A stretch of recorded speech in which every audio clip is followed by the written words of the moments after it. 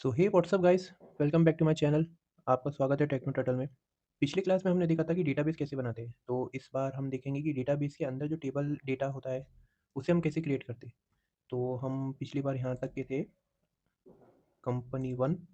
तो यहाँ हमने कंपनी वन नेम का एक डेटाबेस बनाया था।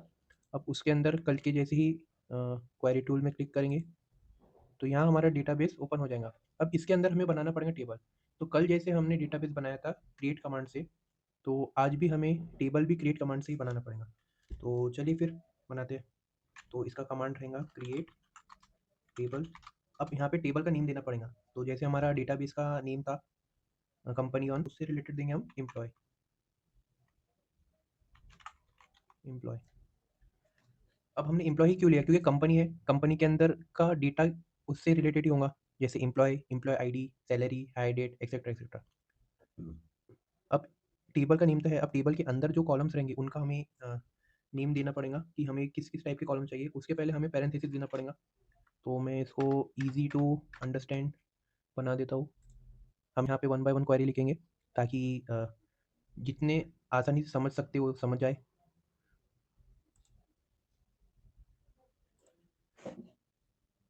तो यहाँ हमने गैप इसलिए दिया है कि अगर कोई क्वेरी कभी में मतलब कोई क्वेरी में कभी एरर आता है तो हमें इजीली वो समझ सके और उसको सही कर सके। तो आगे बढ़ते हैं। अब एम्प्लॉय के अंदर अब हमें कॉलम के नेम देने हैं। तो हम पहले देंगे एम्प्लॉय आईडी। अब एम्प्लॉय आईडी ये हो गया कॉलम नेम। इसके बाद हमें देना पड़ेगा उसका डेटा टाइप। डेटा टाइप वो है एम्प्लॉय आईडी के अंदर किस टाइप का डेटा स्टोर होने वाला है, उस हिसाब से हमें देना पड़ेगा। तो हम यहाँ पे देंगे इंट। इंट मतलब इंटीजर। और एक कंस्ट्रेंट देंगे हम की प्राइमरी की। अब ये हमने इसलिए दिया है कि कोई भी चीज़ रिपीट ना हो। जैसे टेबल का नाम है एम्प्लॉय, एम्प्लॉय के अंदर हमने दिया है कॉलम का नेम, उसका डेटा टाइप, और कोई भी चीज़ वापस रिपीट ना हो इसलिए हमने प्राइमरी की दिया है। अब हम आगे बढ़ेंगे। सेकंड कॉलम नेम के लिए हमने कॉमा दिया है और एंटर किया है। अब हम सेकंड कॉलम का नेम लिखेंगे नेम। अब इसका डेटा टाइप रहेगा वेरचर।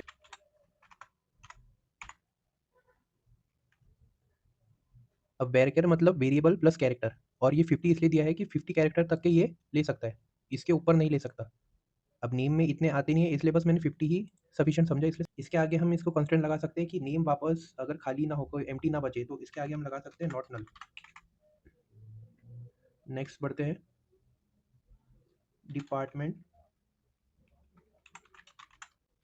डिपार्टमेंट में भी same as it is varchar, क्योंकि इसमें कैरेक्टर रहता है, कैर भी लिख सकते हैं हम। इन फिर भी अगर इसमें कोई आता है वेरिएबल तो हम पहले से तैयार रहेंगे। नेक्स्ट आता है हायर डेट, कि एम्प्लॉय कब हायर हुआ था। अब इसका डेटा टाइप रहेगा डेट।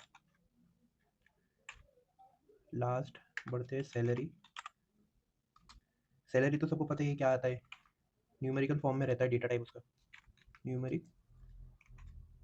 अब हम यहाँ पे लेंगे 10 वैल्यू तक की वो रख सके, और 2 डेसिमल तक की वो सपोर्ट कर सके। ठीक है।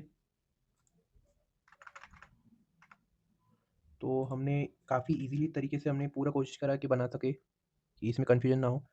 तो फिर से एक और बार बता देता हूँ। हमने क्रिएट टेबल किया एम्प्लॉय, एम्प्लॉय आईडी नाम से कॉलम बनाया है, उसका डेटा टाइप दिया है। डेटा टाइप के बाद हमने कंस्टेंट दिया है कि प्राइमरी की जो रिपीट ना हो वही वैल्यू। बाद में नेम पर आया है, उसका डेटा टाइप दिया है वेरिएबल प्लस कैरेक्टर। फिर कंस्टेंट दिया है कि डिपार्टमेंट वैसे ही दिया है, हायर डेट भी दिया है, सैलरी भी दिया है। अब हम इस क्वेरी को रन करेंगे। तो गाइस देखिए, query return successfully in 55 millisecond. तो ये क्वेरी चल चुकी है। अब मैं आपको बताता हूँ कि अगर हमें हमारा टेबल देखना है तो हम कैसे लिख सकते हैं। तो उसके लिए हमें टाइप करना पड़ेगा सिलेक्ट स्टार फ्रॉम। अब हमें यहाँ हमारे टेबल का नेम देना पड़ेगा जो हमने यहाँ लिखा है एम्प्लॉय, सेमी कॉलन, ताकि हमें क्वेरी रन करना है इसलिए, और एग्जीक्यूट। तो गाइस हम यहाँ देख सकते हैं कि हमारा टेबल बन चुका है। Employee ID, name, department, hire date, salary. तो यहाँ उनका डेटा टाइप और कंस्टेंट दिया गया है। तो नेक्स्ट वीडियो में मैं आपको बताऊंगा कि इसके अंदर जो वैल्यू पुटअप करना है तो वो कैसा करेंगे। मिलते हैं नेक्स्ट वीडियो में गाइस।